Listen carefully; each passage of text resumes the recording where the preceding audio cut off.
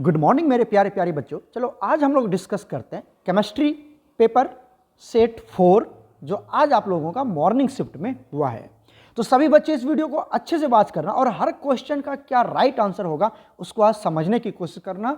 दोबारा ये क्वेश्चंस आपसे गलत नहीं बनना चाहिए, ठीक है। तो चलिए सॉल्व करते हैं। पहला सॉल्व करेंगे हम लोग ऑब्जेक्टिव टाइप का क्वेश्चन जो 1 मार्क्स का आता है। तो पहला क्वेश्चन देखिए क्या कहता है, DDT is not an insecticides. ये ट्रू है या फॉल्स है? डीडीटी एक इंसेक्टिसाइड्स होता है, पेस्टिसाइड्स होता है। फॉर्मर लोग इसे अपने खेत में यूज करता है कीट जो भी इंसेक्ट्स होते हैं उसको मारने के लिए, तो इसको इंसेक्टिसाइड्स की तरह बिहेव करते हैं। यहाँ लिखा है नोट, तो मतलब ये फॉल्स है। राइट, क्लियर है? ये फॉल्स है, सही नहीं है। इसको इंसेक्टिसाइड्स की तरह बिहेव करते हैं। दूसरा क्वेश्चन देखिए क्या कहता है, right the structure of glucose. Glucose का स्ट्रक्चर लिखा है, तो बच्चे ने क्या किया है, ग्लूकोज का केमिकल फॉर्मूला लिख दिया है। देखिए C6H12O6 ये ग्लूकोज का केमिकल फॉर्मूला लिख दिया, जबकि आपसे पूछ रहा है स्ट्रक्चर। तो चलिए हम इसका स्ट्रक्चर बना के आपको दिखाते हैं।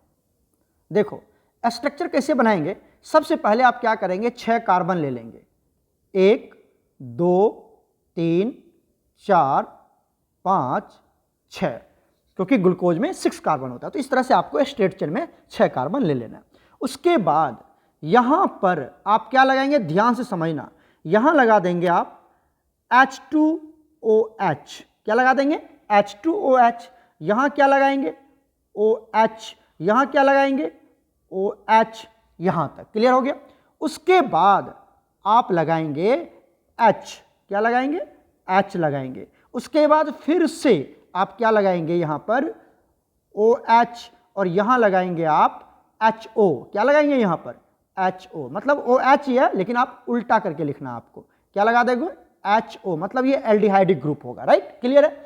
जस्ट अब इसके अपोजिट चलते हैं हम लोग। देखिए यहां पर OH लगा है, इधर लगा देंगे आप H, ठीक है। यहां भी OH है तो यहां भी क्या लगा देंगे, H।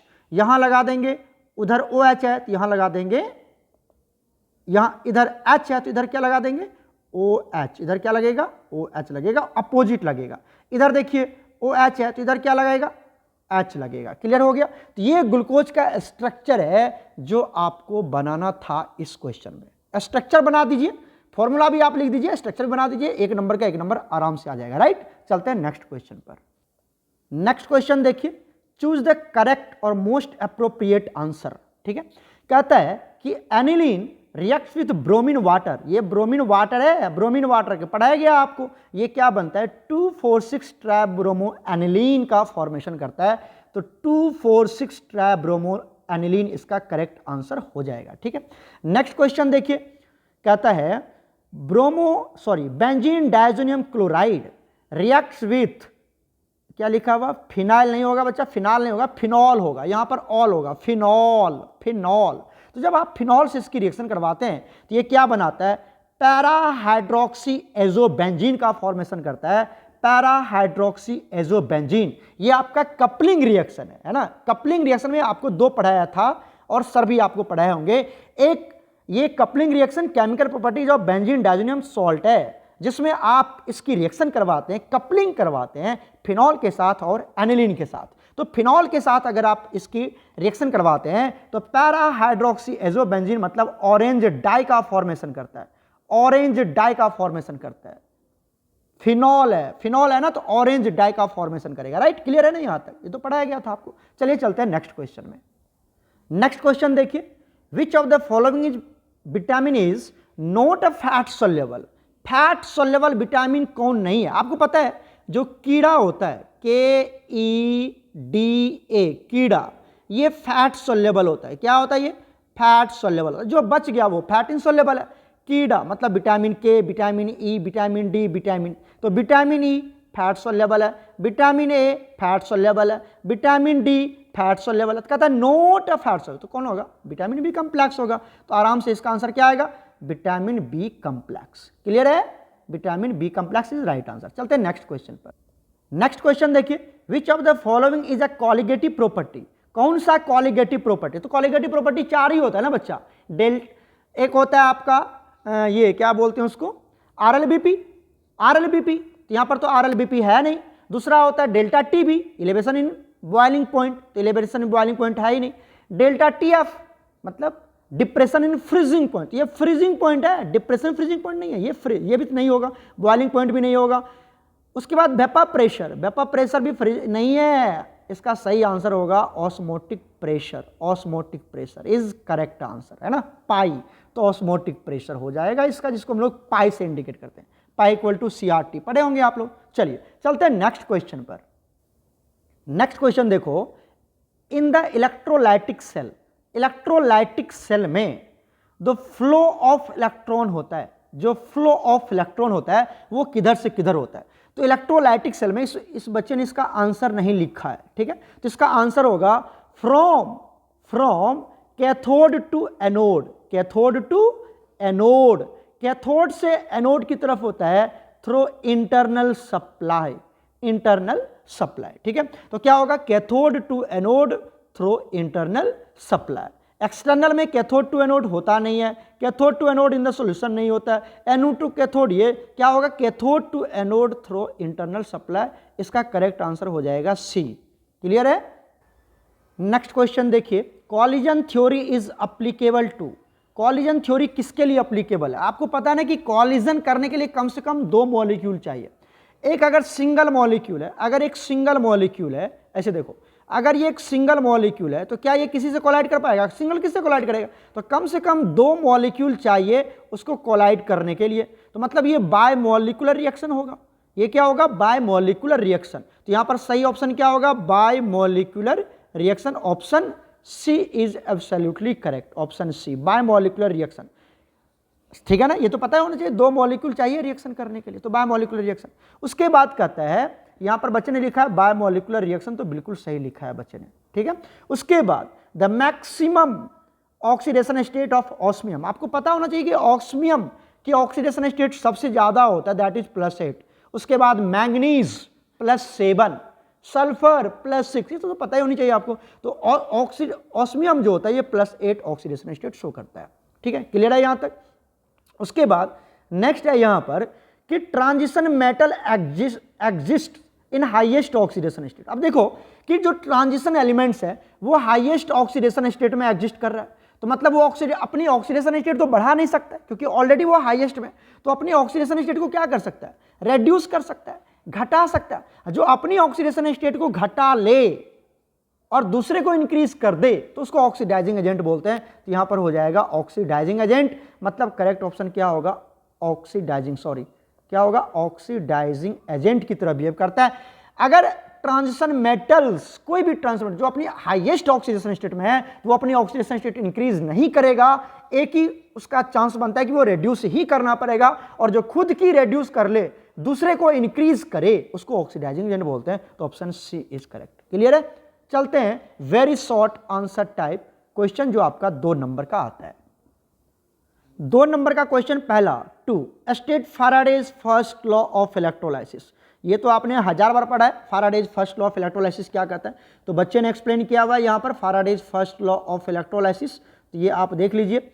यहाँ पर आपको पता है कि यहाँ पे W is directly proportional to Q होता है, charge flowing through the circuit, ठीक है। तो इसको थोड़ा सा और एक्सपेंड करना था आपको, देखिए यहाँ पर क्या लिखना था कि W, एक second, W is equal to ZQ, ठीक है।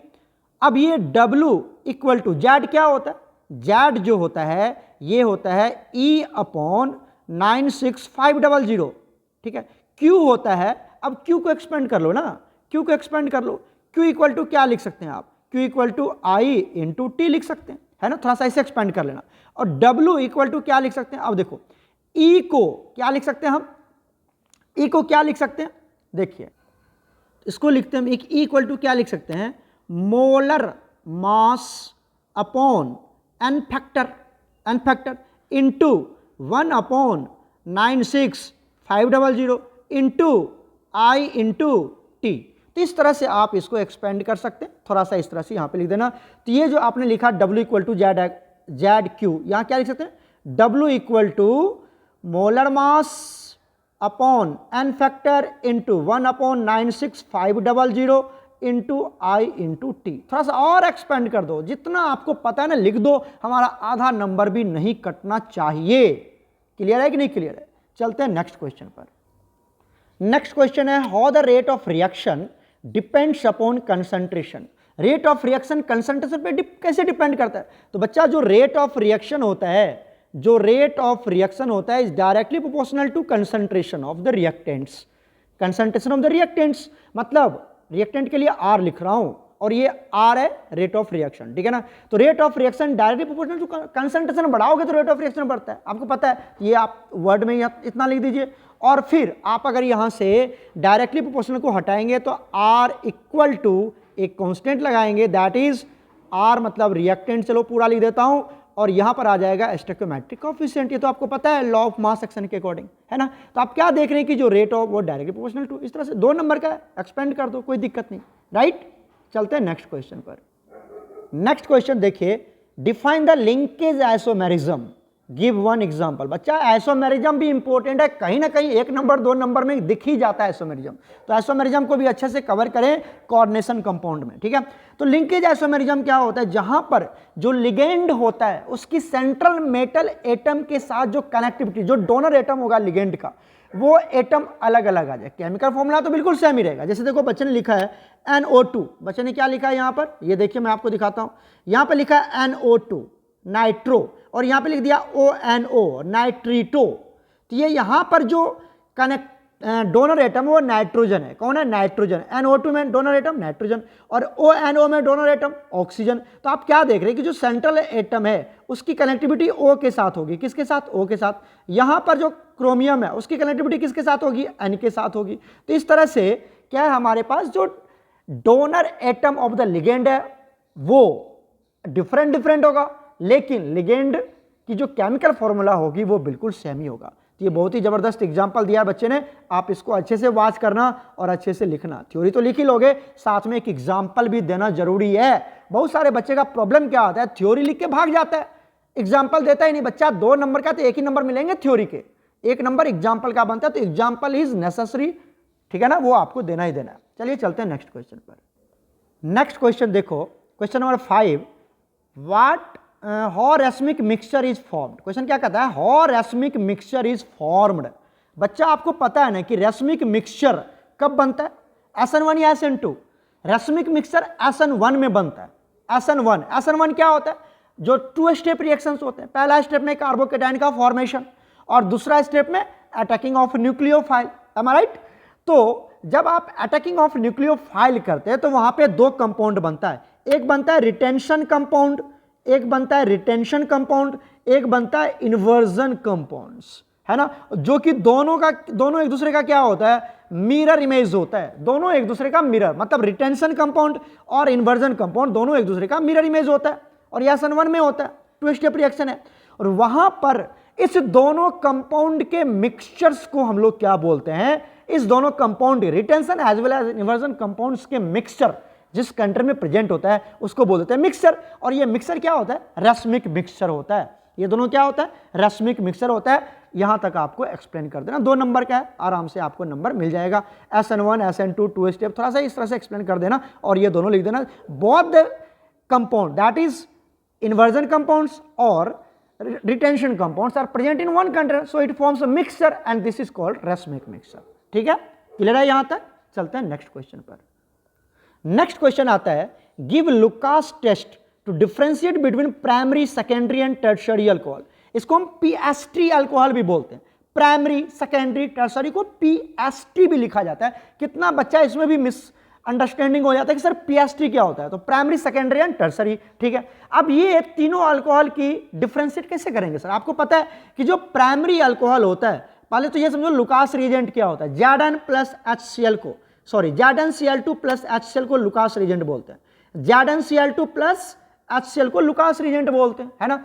और इसको अगर आप प्राइमरी अल्कोहल के साथ रिएक्शन करवाते हैं तो ये इंस्टेंटली, मतलब जो 3 डिग्री, ऐसे समझो जो 3 डिग्री अल्कोहल होता है वो इंस्टेंटली PPT व्हाइट PPT में कन्वर्ट हो जाता है, जो कि अल्काइल हैलाइड का PPT होता है, right. Secondary alcohol 5 to 10 minutes लगाता है, after that white PPT of alkyl halide is formed. और जो प्राइमरी अल्कोहल होता है ये नॉर्मल टेम्परेचर पर white PPT of alkyl halide का फॉर्मेशन नहीं करता है। रूम टेम्परेचर पर white PPT of alkyl halide का फॉर्मेशन नहीं करता है। सेकेंडरी अल्कोहल कितना ले लेता है? 5 to 10 मिनट्स ले लेता है। सेकेंडरी अल्कोहल 5 to 10 मिनट्स ले लेगा, जबकि जो टर्सरी अल्कोहल है वो इंस्टेंटली आपको क्या दे देता है? Instantly white PPT of alkyl halide का फॉर्मेशन करता है। यहाँ पर ये बच्चा ने क्या बोलते हैं, ये पेंसिल से कवर करे ये स्ट्रक्चर, तो मैं भी थोड़ा सा इनविजिबल हो, बट आपको पढ़ाया गया है तो आप अच्छे से कवर कर सकते हैं। ये बहुत बार पूछा गया है, you can do better, right? Clear है? यहाँ पे बच्चे ने लिख दिया है, देखो 1 degree alcohol no PPT, room temperature पे no PPT. 2 degree alcohol slow reaction, मतलब 5 से 10 मिनट लेता है, after that white PPT of alkyl halide is formed. 3 degree alcohol instantly white PPT of alkyl halide का फॉर्मेशन करता है, right? चलिए चलते हैं नेक्स्ट क्वेश्चन। और ये रिएक्शन भी आपको आना चाहिए, ये रिएक्शन भी आपको आना चाहिए। ओके, चलते हैं नेक्स्ट क्वेश्चन पर। नेक्स्ट क्वेश्चन देखिए, question number 7, give 1 coupling reaction. Coupling reaction भी तो बोला था मैंने, कपलिंग रिएक्शन बेंजीन डाइज़ोनियम क्लोराइड की केमिकल प्रॉपर्टीज है, और ये इसी का पूछ रहा भी रहा है कि कब बेंजीन डाइज़ोनियम क्लोराइड का कपलिंग रिएक्शन बताए। एक तो अरे बच्चा अभी तो बताया था फिनॉल के साथ रिएक्शन करवा दो, फिनॉल के साथ रिएक्शन करवा दो, तो दिस इज बेंजीन, इसको क्या बोलते हैं? पैराहाइड्रोक्सी एजोबेंजीन बोलते हैं, पैराहाइड्रोक्सी एजोबेंजीन, जो कि एक ऑरेंज डाई का फॉर्मेशन करता है। और अगर आप एनिलीन के साथ रिएक्शन करवाते हैं तो वहां पर येलो डाई का फॉर्मेशन करता है ना, येलो डाई का फॉर्मेशन करता है। तो ये तो आपने रिएक्शन पढ़ाई है, कपलिंग रिएक्शन। ओके, चलते हैं नेक्स्ट क्वेश्चन। नेक्स्ट क्वेश्चन देखिए, question number 8, right the reaction of ethyl alcohol. Ethyl alcohol की रिएक्शन लिखना है विथ H2SO4, ठीक है, H2SO4 जो कि एक डिहाइड्रेटिंग एजेंट है ना, आप लिख सकते हैं। 413 केल्विन पर और 443 केल्विन पर अलग अलग टेम्परेचर पर अगर इथाइल अल्कोहल की रिएक्शन H2SO4 के साथ किया जाए तो क्या प्रोडक्ट बनेगा? चलो मैं यहां पर आपको बना के दिखाता हूं। हमने ले लिया इथाइल अल्कोहल CH3 CH2 और यहां पे ले लिया OH, ठीक है बच्चा। इसकी रिएक्शन करवा दी हमने किसके साथ? H2SO4 के साथ, तो ले लिया H2SO4, राइट, और यहां पे ले लिया 413 केल्विन। कितना? 413 केल्विन। तो क्या बनाएगा सोचो, यहां जो प्रोडक्ट होगा वो कैसे बनाएंगे? ये जो इथाइल अल्कोहल है ये आपको 2 बार ले लेना है। कितना बार? 2 बार। और यहां से वाटर मॉलिक्यूल निकाल दो, ये H2SO4 एक यहां पर डिहाइड्रेटिंग एजेंट की तरह बिहेव करेगा, राइट? तो क्या प्रोडक्ट बनेगा जरा बताओ। यहां पर देखो लिख लेते हैं CH3 CH2 और यहां पर OH, इसको 2 बार लिखना है, तो CH3 यहां पर CH2 यहां पर OH। बहुत बढ़िया सर। और दोनों को क्या करें? ऐड कर दीजिए। ऐड करने के बाद यहां से वाटर मॉलिक्यूल रिमूव कर दो ना, रिमूव कर दो, इसको निकाल दो वाटर मॉलिक्यूल को, H2O को। क्लियर है? तो बताओ क्या बना लेगा? अब तो तुम समझदार बच्चे हो, बताओ क्या बना लेगा? इसको क्या लिख सकते हैं हम? C2H5, तो सीधा लिखता हूं C2H5। यहां क्या बच गया? यहां पे सिर्फ बचा ये O, दिखा, ये O बचा, तो ये O दे देते हैं यहां पर। और आगे क्या बच गया? C2H5। मतलब इसको बोलते हैं डाई इथाइल ईथर। क्या बनाता है ये? डाई इथाइल ईथर का फॉर्मेशन कर देगा। तो ईथर के फॉर्मेशन में ये आपको पढ़ाया गया होगा, राइट? क्लियर है? 413 केल्विन पर इसको आप हिट कर दीजिए। पहला रिएक्शन क्लियर है 413 पे। चलो अब दूसरा आता है कि सर इसी को अगर मैं क्या सर C2, ये देखो लिख लेते हैं हम CH3 CH2 और यहां पर क्या दिया हुआ है? OH। This is ethyl, ethyl alcohol. इसकी रिएक्शन करवा दूं मैं किसके पास? किसके? H2SO4 और दूसरा क्या ले लेते हैं? 400, क्या दिया बताओ? 443 केल्विन, 443 केल्विन। तो बच्चा यहां पर ये कंसंट्रेटेड H2SO4, राइट? तो यहां पर आपको एलिमिनेशन रिएक्शन कर देना। क्या करने देना? Elimination reaction. कैसे sir?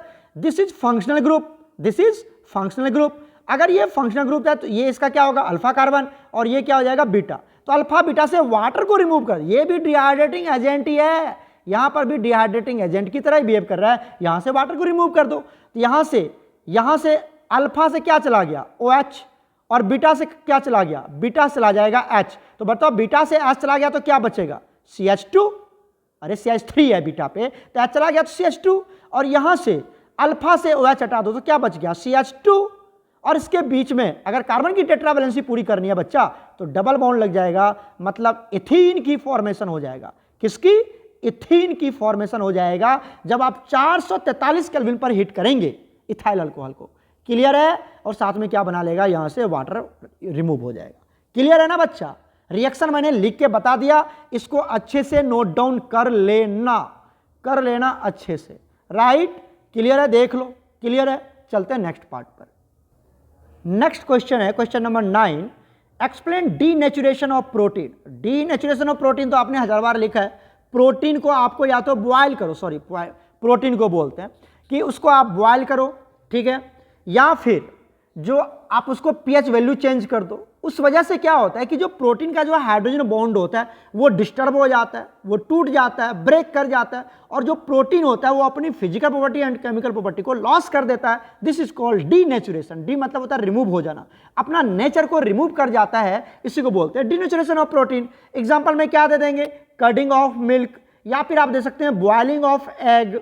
Boiling of egg, this is क्या होगा यहां पर, डीनेचुरेशन ऑफ प्रोटीन का एग्जांपल। क्लियर है? लिख लोगे, नोट्स में आपने पढ़ा होगा। चलिए चलते हैं नेक्स्ट क्वेश्चन।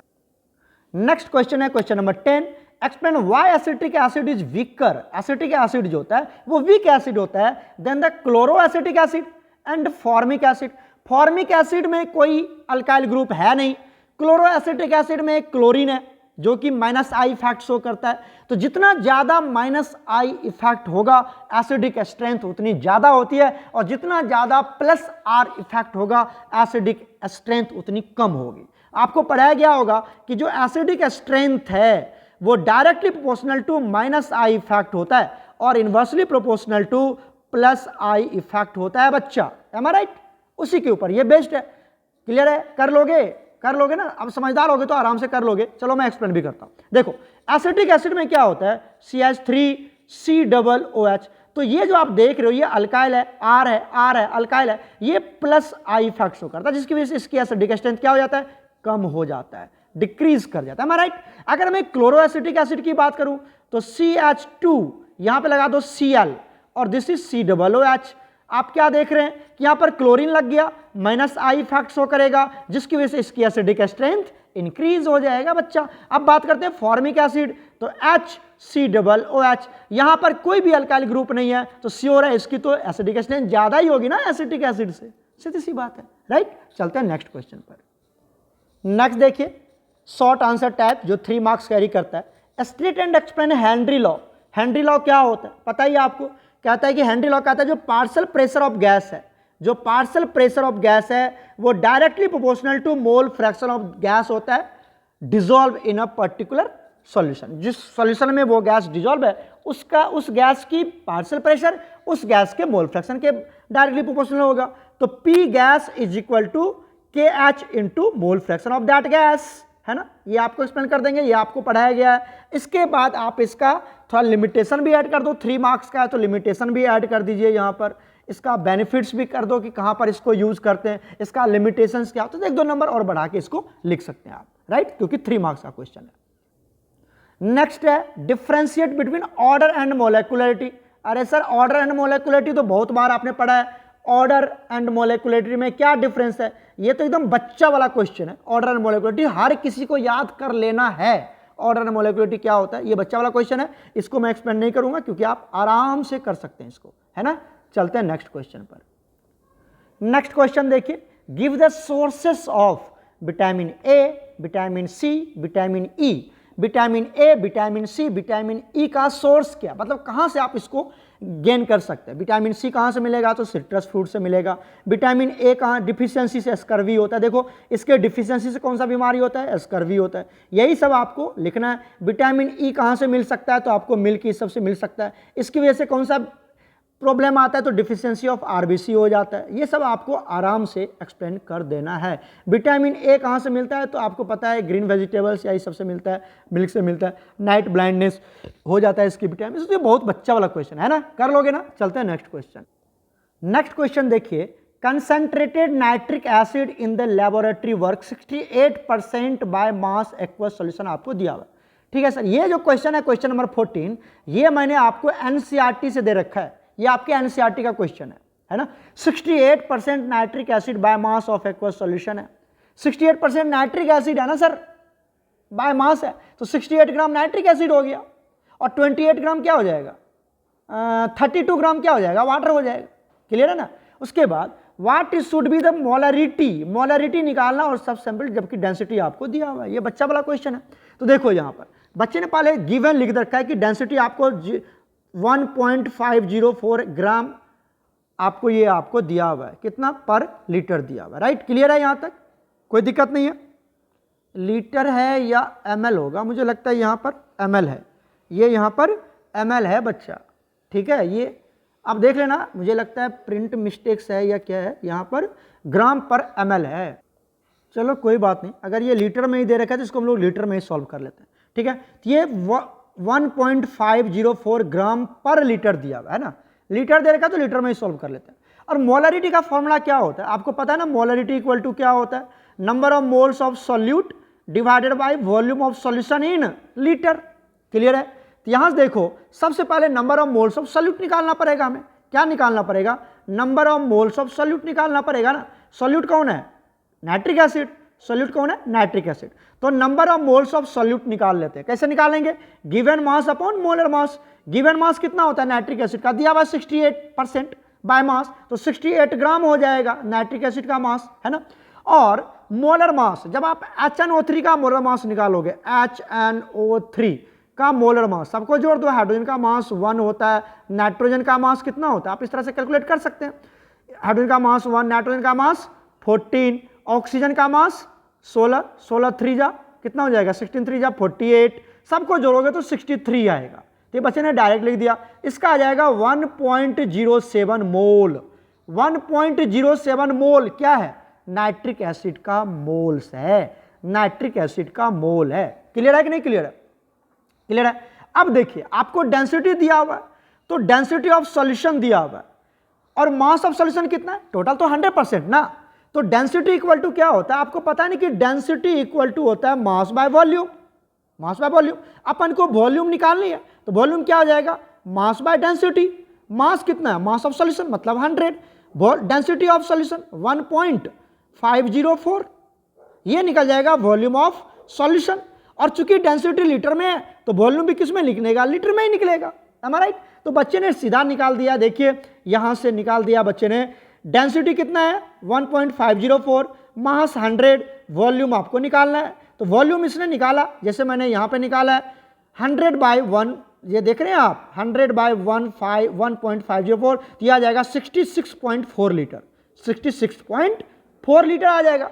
तो आपको वॉल्यूम भी मिल गया ना, वॉल्यूम ऑफ सॉल्यूशन मिल गया 66.4 लीटर, और नंबर ऑफ मोल्स आपने निकाल चुका है 1.07।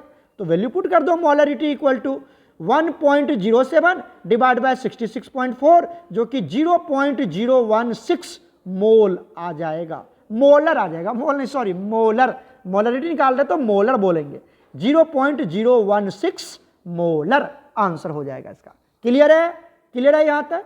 चलते हैं नेक्स्ट क्वेश्चन पर बच्चा। नेक्स्ट क्वेश्चन देखिए, क्वेश्चन नंबर 15 क्या कहता है, write Nernst equation for the general equation mn plus n electron is equal to m। सबसे पहले इसके लिए आपको क्या लिखना है, नर्स्ट इक्वेशन लिखना है। तो चलो मैं यहां पे लिखता हूं, देखो क्या दिया हुआ है, mn प्लस, ठीक है, ये n इलेक्ट्रॉन को एक्सेप्ट करता है और किस में कन्वर्ट हो जाता है, m सॉलिड में कन्वर्ट हो जाता है। इसके लिए नर्स्ट इक्वेशन लिखना है। नर्स्ट इक्वेशन आता है आपको, नर्स्ट इक्वेशन का फॉर्मूला क्या होता है बताइए। नर्स्ट इक्वेशन होता है EMF of cell, EMF of cell equal to E naught of cell plus 0. पता है आपको 06 divided by n, 0.06 divided by n। n क्या है, n factor, log concentration of, log to the base 10 भी लिखो ना भी लिखो कोई बात नहीं है। यहां पर इसके लिए लिखे तो लॉग क्यू आता है, लॉग क्यू आता है ना, लॉग क्यू। अब यहां पर वैल्यू पुट कर दो, ये तो मैं जगह नहीं है, मैं यहीं पे समझा देता हूं। क्यू के जगह पर क्या लिखेंगे आप, concentration of product divide by concentration of reactant. Q तो वही है ना, कोएफिशिएंट, तो कंसंट्रेशन ऑफ प्रोडक्ट कौन है M, तो यहां पर M divided by concentration of reactant कौन है Mn प्लस, तो यहां पर लिखेंगे Mn प्लस। और आपको पता है कि इसका जो वैल्यू होता है, इसका कितना, सॉलिड का कितना ले लेते हैं हम 1 ले लेते, तो ये 1 आ जाएगा। This is the Nernst equation for the given reaction, Nernst equation of the given reaction. Clear है, याद रहेगा आपको। E cell equal to EMF of cell, E cell equal to E naught of cell plus 0.06 upon n log इतना। अच्छा, 0.06 के जगह पर कभी कभी 0.0591 भी लिखा रहता है, तो आप उसको मारो गोली, सीधा 0.06 याद कर लेना। ओके, उसके बाद कहता है, क्या कहता है कि calculate electrode potential of the copper wire का इलेक्ट्रोड पोटेंशियल निकालना है। कितना, कॉपर सल्फेट सॉल्यूशन आपको दे रखा है 0.1 मोलर, ये उसकी कंसंट्रेशन है, Cu+2 की कंसंट्रेशन है 0.1 मोलर, 25 डिग्री दे रखा है, मतलब 298 केल्विन होगा यहाँ पर। स्टैंडर्ड इलेक्ट्रोड भी आपको, मतलब स्टैंडर्ड इलेक्ट्रोड मतलब ये वाला EMF E naught of cell, ये स्टैंडर्ड है, ये आपको दे रखा है कितना 0.34 वोल्ट, ये दे रखा है आपको। और ये पूछ क्या रहा है आपसे, ये पूछ रहा है आपसे इसका क्या वैल्यू होगा, तो बताओ Cu क्या होगा। देखो Cu4 है, तो यहाँ पर एन फैक्टर कितनी होगी, एन फैक्टर होगी 2, क्योंकि 2 इलेक्ट्रॉन ये एक्सेप्ट करेगा, तो एन की वैल्यू कितनी हो जाएगी 2 हो जाएगा, एन का वैल्यू 2 हो जाएगा, एम आई राइट। और इसकी कंसंट्रेशन कितना दे रखा है बताओ, इसका कंसंट्रेशन इसके लिए वैल्यू पुट कितना कर देना 0.1 है ना, सॉरी 0.1 पुट कर दो, बस सॉल्व कर लोगे कि नहीं कर लोगे बताओ इसका। अच्छा एक सेकेंड, और इसका value E naught of cell, इसका वैल्यू कितना दे रखा है बताओ 0.34 ये दे रखा है। तो ई स्टैंडर्ड ईएमएफ देखो, इसका वैल्यू ये दे रखा है 0.34 वोल्ट। अरे वैल्यू पुट करके निकाल लेना 0.34, 0.69 डिवाइडेड बाई 2 लॉग 1/0.1, यहां से आप ईएमएफ ऑफ सेल कैलकुलेट कर पाएंगे। ठीक है, तो ये बच्चे ने वही किया हुआ है, देखो E cell equal to E naught cell plus 0.06 upon log ion लिख दिया यहां पर, कोई बात नहीं। एन फैक्टर की वैल्यू कितनी होगी, एन फैक्टर की वैल्यू 2 होगी, स्टैंडर्ड ईएमएफ दिया हुआ है, मतलब वही कौन सा, ये वाला, कौन सा वाला, अरे दिखा कि नहीं दिखा, ये वाला ये दे रखा है, दिखा, ये वाला दे रखा आपको। ठीक है, उसके बाद इसका 0.1 मोलर कंसंट्रेशन दे रखा है, वैल्यू पुट कर दीजिए 1/10, देखो लिखा ना 1/10, 0 पॉइंट इतना प्लस 0 पॉइंट निकाल लोगे तो इसका आंसर आ जाएगा ईएमएफ ऑफ सेल आ जाएगा 0.31 वोल्ट आ जाएगा बच्चा कैलकुलेट करने के बाद। और वैल्यू मैंने समझा दिया कैसे पुट करना, सब लिखा हुआ वैल्यू है, राइट, सुन रहे हो ना, करना नहीं होगा तो फिर पूछना। ठीक है, चलते हैं नेक्स्ट क्वेश्चन। नेक्स्ट क्वेश्चन आता है आपका long answer type question, sorry बच्चा, चलते हैं नेक्स्ट क्वेश्चन पर। नेक्स्ट क्वेश्चन देखिए, calculate half life time for the first order reaction. First order reaction के केस में हाफ लाइफ का पूरा डेरिवेशन करना है, 3 नंबर का है, 3 नंबर का है, तो पूरा डेरिवेशन करना पड़ेगा। बच्चे ने यहां पर पूरा डेरिवेशन करें, आप देख सकते हैं, ये पूरा डेरिवेशन आपको आना चाहिए, मैं बताऊंगा नहीं, वीडियो पॉज करके आप लिख लेना, क्योंकि ऐसे भी आपको सर ने आपको जरूर पढ़ाया होगा। हाफ लाइफ टाइम निकालना है बच्चा, तो हाफ लाइफ टाइम के लिए क्या होता है 0 पॉइंट, किसके लिए, फर्स्ट ऑर्डर के लिए, तो 0.693 upon k is equal to half life time होता है। यहां तक आपको पूरी डेरिवेशन आनी चाहिए, राइट, कर लोगे, डेरिवेशन है। चलते हैं नेक्स्ट क्वेश्चन पर। नेक्स्ट क्वेश्चन है question number 17, define complex ion, complex compound नहीं, complex ion and double salt, how does they differ from the double salt. ठीक है, कॉम्प्लेक्स आयन क्या होता है, कॉम्प्लेक्स आयन में क्या होता है, एक बिग ब्रैकेट होता है, उसके अंदर सेंट्रल मेटल एटम होते हैं, लिगेंड होते हैं जो कोऑर्डिनेट बॉन्ड बनाता है सेंट्रल एटम के साथ, एम आई राइट। तो यहां पर ये बच्चे ने कॉम्प्लेक्स कंपाउंड का एग्जांपल दे दिया, आपको आयन बनाना है तो आप क्या लिख दीजिए, देखो कॉम्प्लेक्स कंपाउंड क्या होता है मैं यहां पे समझाता हूं। K4, एक छोटा सा एग्जांपल आपने पढ़ा ही होगा, FeCN6, this is a complex compound. अगर आपको कॉम्प्लेक्स आयन बनाना है तो K4 को हटा दो तो 4 प्लस जाएगा, तो यहां पर आ जाएगा 4 minus, this is complex ion, this is complex ion. और जो पहले अगर तुमने यहां पर लिख दिया K4 ये लिख दिया, तो this is complex compound, this is complex compound. आपको कम्प्लेक्स कंपाउंड थोड़ी पूछ रहा है, आपसे क्या पूछ रहा है, आपसे पूछ रहा है कम्प्लेक्स आयन।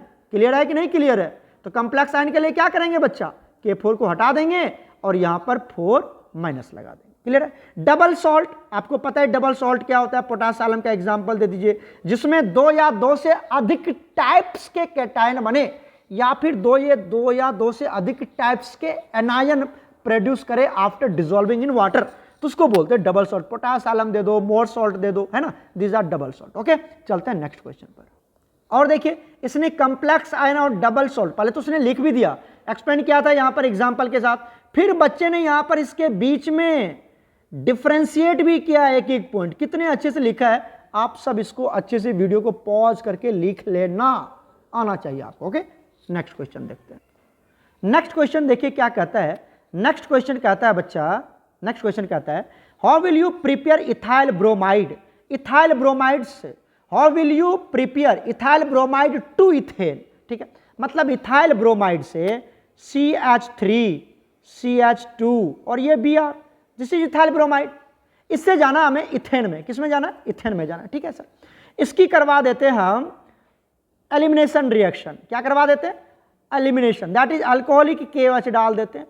अल्कोहलिक KOH डालोगे तो अल्फा बीटा एलिमिनेशन हो जाएगा ना, तो अल्फा से क्या जाएगा Br, राइट, और बीटा से क्या जाएगा H, दिस इज बीटा, तो यहां से HBr निकाल दो। ऐसे प्रोडक्ट कुछ और बनता है, KBr प्लस वाटर बनता है, आप सीधा HBr निकाल दो शॉर्ट ट्रिक में, तो क्या बनेगा यहां पर CH2, क्योंकि बीटा से H चला गया तो CH3 की जगह पर CH2, और यहां पर क्या बचेगा, अल्फा से Br चला जाएगा तो क्या बचेगा CH2, और इसके बीच में क्या होगा, बैलेंस पूरा करने के लिए डबल बॉन्ड, मतलब इथीन का फॉर्मेशन हो जाएगा। लेकिन आपसे पूछ रहा है इथेन, तो कुछ नहीं सर, अब इसमें क्या करवा देते हैं, इसकी हम हाइड्रोजनेशन करवा देते हैं, रिडक्शन करवा देते हैं, एक प्लेटिनम साथ में H2, तो हाइड्रोजन की एडिशन हो जाएगा। और समझ रहे हो ना, इथीन से इथेन बनाना है सर, हाइड्रोजनेशन तो करवा दो, तो क्या बना लेगा CH3 और ये क्या बना लेगा CH3, एक H इसको एक H इसको, कैसे पता चला तुमको, देखो एक H यहां और इसके बीच में एक H, ये बॉन्ड टूट गया तो ये भी बॉन्ड टूट जाएगा, और ये बना लेगा CH3, ये भी बना लेगा CH3, बन गया यहां से इथेन। M I right? कितना इजी है, कर लोगे। चलिए चलते हैं नेक्स्ट पार्ट पर। नेक्स्ट देखिए, इथाइल ब्रोमाइड से आपको जाना है इथॉक्सी इथेन में। किस में जाना है, इथॉक्सी इथेन में जाना है। तो क्या करना है आपको, इथाइल ब्रोमाइड ले लेना आपको, CH3 CH2 Br। ठीक है, इसकी रिएक्शन करवा दिया सोडियम इथॉक्साइड से, सोडियम इथॉक्साइड से। तो आपको पता है यहां पर रिएक्शन अच्छे से देखना, हो सकता है थोड़ा सा कम विजिबल हो, यहां पे देखना, ये Na और यहां से ये Br क्या हो जाएगा, गायब हो जाएगा, बाकी ये जुड़ जाएगा। ये क्या है CH3 CH2, तो CH3 CH2, क्लियर है। और यहां पर क्या बच गया, सिर्फ यहां पर बच गया OC2H5, तो OC2H5, क्लियर है गया। तो इसके साथ रिएक्शन कैसे करोगे, यहां पर भी लिख के बता देता हूं। देखो हमने ले लिया CH3 CH2, यहां पर Br, इसकी रिएक्शन करवा दी किसके साथ, सोडियम इथॉक्साइड के साथ। तो सोडियम ये ले लिया, यहां पर O, यहां पर CH2 CH3, this is sodium ethoxide. Compound क्या बनेगा सर, अरे आप तो समझदार बच्चे हो, यहां से NaBr को बाहर निकाल दो, NaBr बाहर चला गया तो क्या बनेगा, बताओ जल्दी से, क्या बनेगा प्रोडक्ट, ये बन जाएगा तुम्हारा, ऊपर ही लिख लेते हैं हम प्रोडक्ट, ऊपर लिख लेते हैं, यहां पर देखो क्या बनेगा बताओ, CH3 CH2, ये वाला आया CH3 CH2, इधर क्या बच गया, इधर देखो O, यहां क्या बच गया CH2 CH3, तो यही तो है आपका। क्लियर है कि नहीं क्लियर है, बन गया प्रोडक्ट, कितना इजी है, क्लियर। चलते हैं नेक्स्ट पार्ट पर। नेक्स्ट देखो क्या कहता है, इथाइल ब्रोमाइड से आपको इथेन नाइट्राइल बनाना है, इथाइल ब्रोमाइड से आपको इथेन नाइट्राइल बनाना। बताओ क्या करते हैं, इथाइल ब्रोमाइड क्या होता है, C2H5, सॉरी ब्रोमाइड है ना, Br, ठीक है Br, इसकी हम एसएन रिएक्शन करवा देते हैं, मतलब KOH के साथ एक्वस KOH, कौन सा, एक्वस KOH के साथ रिएक्शन करवा देते हैं।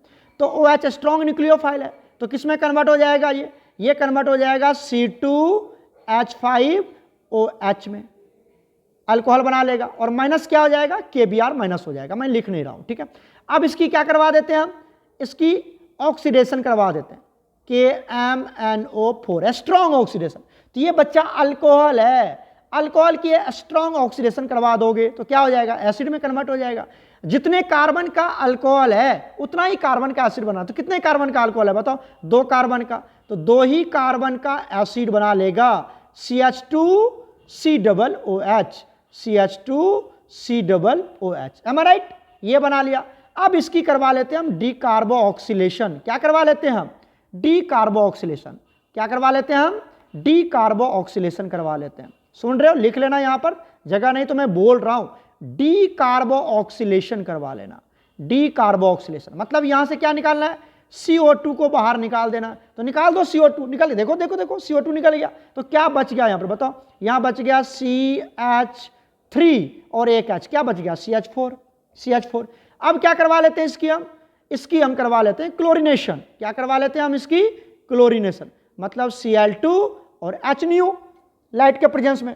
तो क्या होगा, HCl बाहर निकल जाएगा, क्या बना लेगा, ये बना लेगा CH3Cl क्लोरीनेशन करवाने के बाद। अब इसकी फर्दर हम क्या करवा लेते हैं, इसकी रिएक्शन करवा लेते हैं KCN के साथ। किसके साथ, KCN के साथ। तो KCN स्ट्रॉन्ग मतलब एसन रिएक्शन करवा लेते हैं, CN स्ट्रॉन्ग न्यूक्लियोफाइल है, अटैक करेगा तो K और Cl बाहर हो जाएगा। तो क्या बना लेगा, बताओ बताओ बताओ, क्या बना लेगा, CH3 और यहां बना लेगा CN। This is called ethyl nitrile. कैसे बनेगा पता चल गया, बना लेना खुद से, ये नहीं कि सर ने डिस्कस कर दिया और हम छोड़ रहे हैं इसको, खुद से बना लेना इसको। क्लियर है, चलते हैं नेक्स्ट पार्ट पर। नेक्स्ट क्वेश्चन आता है हमारे पास, question number 19, what are phenols. Phenols क्या होता है, बहुत ही जबरदस्त तरीके से आपको पढ़ाया गया है। And how they are differ structurally from the aromatic alcohol, और एरोमेटिक अल्कोहल से ये कैसे डिफर करता है। तो फिनॉल क्या होता है, बच्चे ने यहाँ पर एक्सप्लेन किए हुए, ठीक है, आप देख लेना वीडियो पॉज करके। ये फिनॉल का स्ट्रक्चर है, बेंजीन के साथ OH, बेंजीन के साथ यहाँ पर क्या लगा दिया हमने, ये बेंजीन है, यहाँ पर OH, दिस इज फिनॉल। अब एरोमेटिक अल्कोहल क्या होता है बच्चा, एरोमेटिक अल्कोहल क्या होता है, यहाँ पर आपको बेंजीन ड्रॉ करना है। यहाँ पे देखो ये बेंजीन हो गया, राइट, और यहाँ पे आपको कोई अल्काइल ग्रुप ले लेना, CH2OH, this is aromatic alcohol, this is aromatic alcohol, और दिस वन इज फिनॉल। कर लोगे इसके बीच का डिफरेंस, ठीक है, लिख लेना। ये सब इजी टाइप का क्वेश्चन, इसमें कोई भी कंसेप्ट नहीं है। नेक्स्ट आता है हमारे पास long answer type question, 5 number वाला। What are non ideal solution, पता ही होगा आपको नॉन आइडियल आइडियल क्या होता है बच्चा। So graphically behaviour of solution, जो पॉजिटिव और निगेटिव डेविएशन शो करता है, मतलब पॉजिटिव डेविएशन के लिए भी, और non ideal solution with positive deviation, non ideal solution with negative deviation, दोनों को एक्सप्लेन करना with graph, right. Explain the reason why positive and negative deviation takes place, क्यों होता है, वो सारे पॉइंट्स आपको लिख देना। नॉन आइडियल सॉल्यूशन क्या होता है ये आपको एक्सप्लेन करना है बच्चा, राइट। उसके बाद उसका ग्राफ ड्रॉ करना है, उसके बाद उसका एग्जाम्पल भी देना है नॉन आइडियल सॉल्यूशन का, ठीक है। उसके बाद निगेटिव डेविएशन क्या होता है, जो रॉल्स लॉ को फॉलो नहीं करता उसको तो नॉन आइडियल बोलते हैं। उसके बाद जिसकी वेपर प्रेशर जो होता है वो क्या होगा, सॉल्यूशन के वेपर प्रेशर से कम होगा, ठीक है। इस तरह से P vapour pressure of solute या वोलेटाइल सॉल्वेंट या volatile solute will be less than the, समझ रहे हो ना, उसके मोल फ्रैक्शन एंड प्योर के मल्टीप्लाई से। तो इस तरह से इसको एक्सप्लेन कर देना, ये भी इसको एक्सप्लेन कर देना। उसके बाद उसका ग्राफ बना देना, निगेटिव डेविएशन का ग्राफ कैसे बनता है ये तो पता ही आपको, देख लो निगेटिव डेविएशन। उसके बाद निगेटिव डेविएशन का भी एग्जाम्पल दे देना आपको, एसिड, एनिलीन, एसीटोन, ठीक है। उसके बाद रॉल्स, ठीक है, ये सब आपको पूरा डायग्राम बना के आपको एक्सप्लेन करना है बच्चा। क्लियर है, कर लोगे ना। आपको ideal, non ideal, non ideal with positive, non ideal with negative, और क्यों होता है ये सब आपको पता है, due to interaction between the solute solute और solute solvent and solvent solvent, ये सब आप लिख पाएंगे। नेक्स्ट क्वेश्चन देखिए यहां पर, state Rawls law and calculate the RLBP in the case of solution containing non volatile solute. अब रॉल्स लॉ क्या होता है ये बताने वाली बात थोड़ी है, बहुत बार आपने पढ़ा है, P ऑफ volatile solute या volatile component is equal to P naught of volatile component into mole fraction of that volatile component, है ना। अब यहाँ पर RLBP क्या कहता है, ये पूरा डेरिवेशन करना है आपको RLBP की, ठीक है ना। Mole fraction of solute, mole fraction of solvent ये 1 होता है, और यहाँ पर आपको mole fraction of solute is equal to P naught minus PS upon P naught, ये आपको RLBP का फॉर्मूला याद होना चाहिए और यहां तक आपकी डेरिवेशन होनी चाहिए। वीडियो थोड़ा लेंदी हो रहा है इसलिए मैं थोड़ा सा इसको फास्ट कर रहा हूं, क्योंकि ये 5 मार्क्स वाला तो आपको याद ही हो जाता है ये सारे क्वेश्चंस। नेक्स्ट क्वेश्चन देखिए, नेक्स्ट क्वेश्चन कहता है discuss the formation of coloured ions and complex compound by the D block.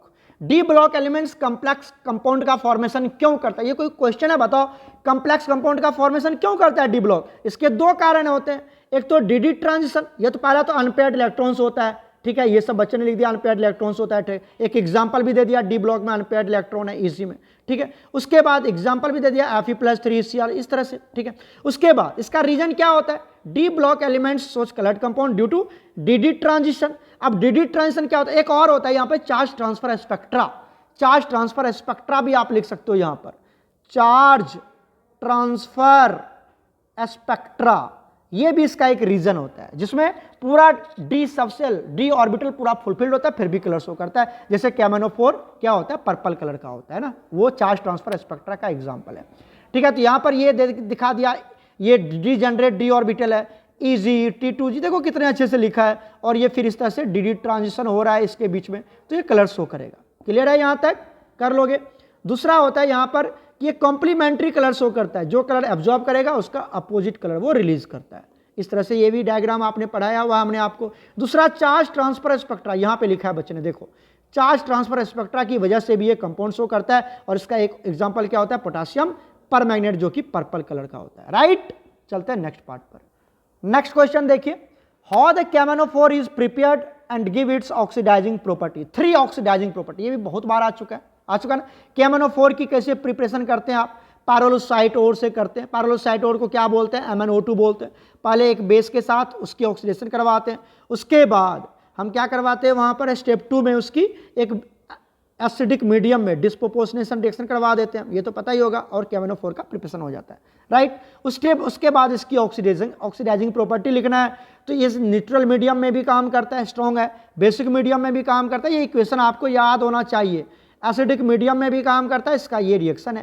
तो ये सब का आपको एसिडिक में neutral medium, basic medium, acidic medium में क्या इक्वेशन होता है ये आपको याद होना चाहिए। उसके बाद स्ट्रक्चर आप बना सकते हैं। अच्छा, बच्चे ने यहां पर ऑक्सीडाइजिंग प्रॉपर्टी नहीं लिखा है, ठीक है, तो आपको 3 केमिकल प्रॉपर्टीज भी आपको लिखना है। जैसे I- को I2 में कन्वर्ट कर देता है, Sn+2 को Sn+4 में कन्वर्ट कर देता है, ऑक्सीडाइज कर देता है, Fe+2 को Fe+3 में ऑक्सीडाइज कर देता है। तो उसका आप रिएक्शन भी लिख सकते हैं यहां पर, चूंकि ये 5 मार्क्स का क्वेश्चन है तो आपको रिएक्शन भी लिखना है यहां पर। क्लियर है ना? बच्चे ने सिर्फ ये लिख दिया, रिएक्शन में लिखूंगा तो वीडियो लेंदी हो जाएगा, you will do yourself. Okay, चलते हैं नेक्स्ट क्वेश्चन पर। नेक्स्ट देखिए question number 20, give 5 preparation method of carboxylic acid.